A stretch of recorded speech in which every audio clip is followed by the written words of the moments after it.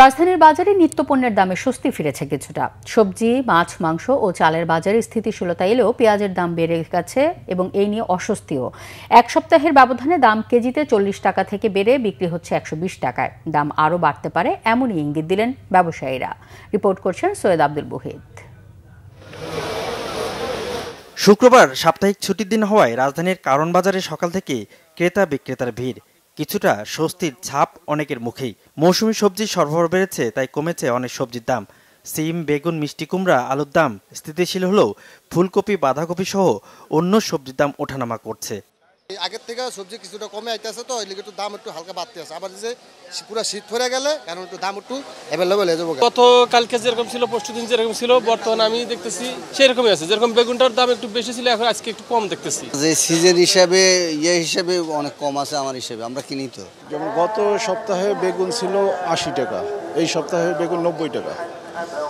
তারপরে পেঁপে গত সপ্তাহে কিনছি 30 টাকা করে, আজকে হলো 40 টাকা করে কেজি। মাছ মাংসের দামও আপাত দৃষ্টিতে স্থিতিশীল।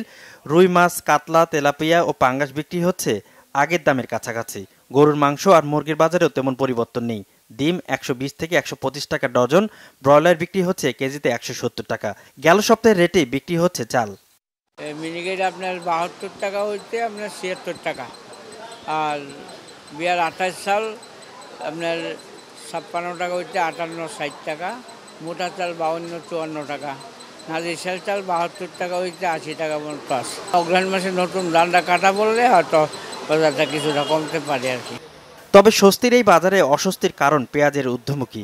খুচরায় রকমভেদে 110 থেকে 120 টাকায় বিক্রি হচ্ছে।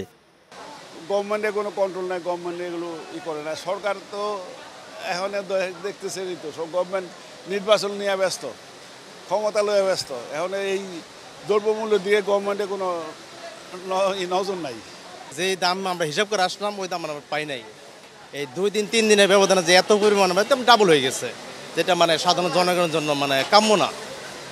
এটা একটু দেখার দরকার, ঊর্ধ্বতন মানে কর্তৃপক্ষ যারা আছে এদেরকে একটু দেখা দরকার। পিস দাম এখন বেশি একটা কমবো না, যদি কাঁচা পিস আসলে কমবো, আর যদি বাইরের কোনো ইনপুট হয়, আমদানি হয়, তাহলে কমার সম্ভাবনা আছে, নাহলে কমার সম্ভাবনা নাই। এক সপ্তাহের মধ্যে পেঁয়াজের দাম 40 টাকা কেজিতে বাড়ছে, এটার তো কোনো মানে হয় না। এটা যদি গভর্নমেন্ট যদি নিয়ন্ত্রণ করতে না পারে, তাহলে গভর্নমেন্ট বসে আছে কেন? আমদানির পাশাপাশি মনিটরিং জোরদার করে পেঁয়াজের লাগাম টেনে ধরতে সরকারকে ব্যবস্থা নেওয়ার পরামর্শ সাধারণ মানুষের। সৈয়দ আব্দুল মুহিত, বাংলা ভিশন, ঢাকা।